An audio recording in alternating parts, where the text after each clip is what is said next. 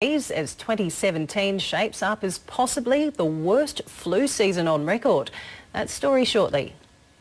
US Vice President Mike Pence says he's confident the US will achieve a peaceable resolution in Venezuela, but maintains it still has many options. His comments come after Donald Trump threatened military intervention to resolve the country's political crisis. Mr. Pence was speaking from Buenos Aires after meeting with Argentine President Mauricio Macri. Both leaders agreed on the need to keep up diplomatic pressure on Venezuelan President Nicolás Maduro. The United States will not stand by while Venezuela crumbles. And the President's made it clear as well that the United States has many options, and we reserve those options. Well, the ongoing political and economic unrest in Venezuela is impacting its citizens travelling abroad. Some Venezuelans say the Australian government is refusing to grant tourist visas because it fears they won't return home. It's left many Venezuelans who had long-planned holidays broken-hearted. IT professional Gorman Carnell last saw his son Angel 5 years ago in their hometown of Caracas.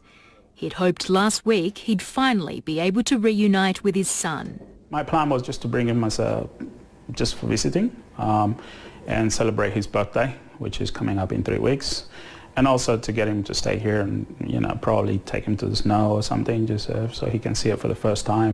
The plan was for Angel to fly over with Gorman's aunt for a 3-month holiday. But last month, their visitor visa applications were refused by the Australian Immigration Department on the grounds they were not satisfied the pair had the intention to visit Australia temporarily, given the unrest in Venezuela. The reason that they gave us was because they think that they will stay here illegal, overstay their visa, and they're basing their decision in the situation in Venezuela.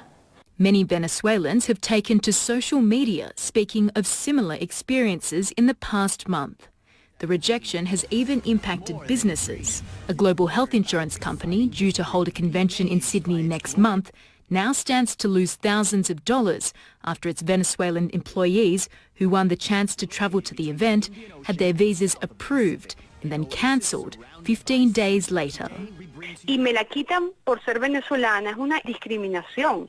Y además de todo, está un país decidiendo como un dios si yo merezco disfrutar de mi premio o no. In a statement, the Department of Immigration and Border Protection said anyone wishing to visit must satisfy Australia's visa requirements, including health, character and genuine temporary stay requirements. It is not exclusive to Venezuelan nationals. They may well be in relation to individuals or specific circumstances, but I'm happy to have a look at individual cases, but I don't have any in-country advice.